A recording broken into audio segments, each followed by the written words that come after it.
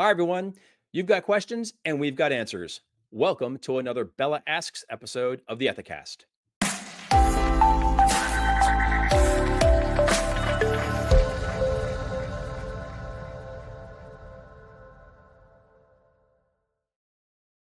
The Business Ethics Leadership Alliance, or BELA, is a global ethics and compliance community that provides exclusive access to helpful data, benchmarking, events, and other resources to advance your ethics and compliance program.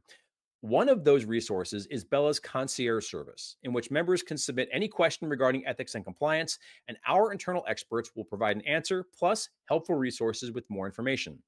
Now, while we invite everyone watching and listening to join BELA, and you really should, we know that there's no competition in compliance. So we're using this program to thematically respond to high-level questions from the BELA community for the benefit of E&C teams everywhere.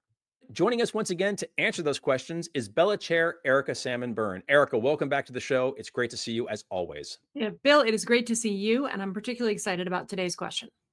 It's a good one. It is a communications question, and it reads, how do I reach non-wired employees? Mhm.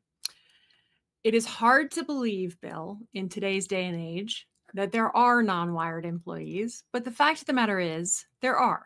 And they might be non-wired from a company perspective in the sense that they are in a jurisdiction where they are not allowed to use personal devices in the workplace, maybe on a factory floor, or they're on a secure inside of a secure location, like on a military base or defense contractor or something like that. It could be they're working out in the fields and they don't have devices. It could be they're working in some sort of a warehouse, they don't have devices.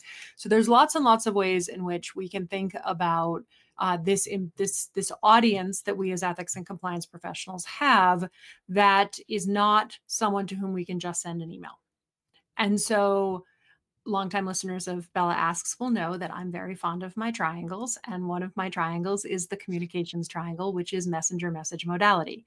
And so if you think about, we should be thinking about messenger message modality for every employee, whether we can reach them by email or not. But that communications triangle becomes particularly important when we are talking about an employee base that doesn't sit at computers all day. They're not going to come across an article on the intranet. They're not going to get an email from us and click on a video link. They're not going to be somebody we can get in Slack or Teams, right? This is someone who is not stable, stationary in a place where I can find them during the workday. So we have to get creative. We have to think about the three legs of that triangle very, very strategically. And I want to start with message, because it is often tempting when we are thinking about our broad employee base to assume that the message to everyone should be basically the same.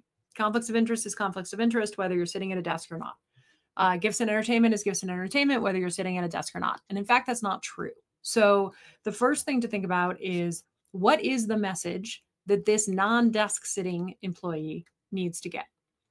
Are they working on an oil rig? Different message, right? Are they a pharma sales rep driving from doctor's office to doctor's office? Different message.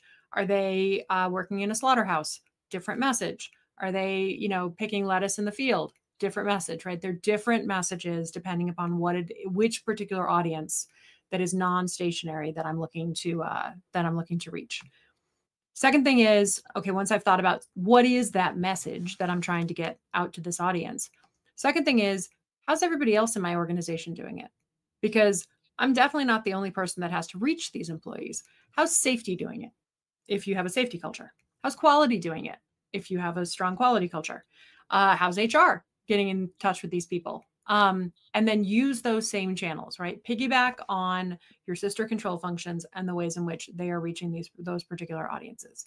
So that's the modality piece of it. So think about your message. What does this particular group of people actually need to know? What is the modality that other people are using that I might potentially be able to think about using as well? And then the third piece is the messenger. And that is going to be a place where you're going to think strategically about, how am I using managers? How am I using shift leaders? How am I using for people? Am I going out in person myself to do some of this key messaging? So all of those things need to come into play when you're thinking about these non-stationary audiences. QR codes are great, except that apparently now they're all phishing attempts, or possibly will be seen as phishing attempts according to our own security training. But we see a lot of QR codes. We see a lot of quick talk tracks to at shift change meetings is one option. You can think about appending things into a payroll portal if HR has a way that they're getting messages to employees when they log in to see if they've gotten paid. Maybe that's a functionality that you can use as well.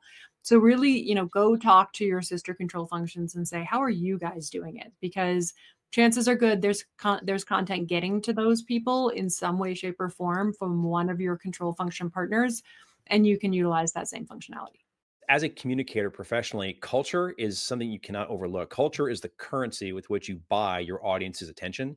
And you Yep. can have a fantastic message, you can have a fantastic mode, but if the culture is such that people don't want to hear what you have to say for whatever reason, right?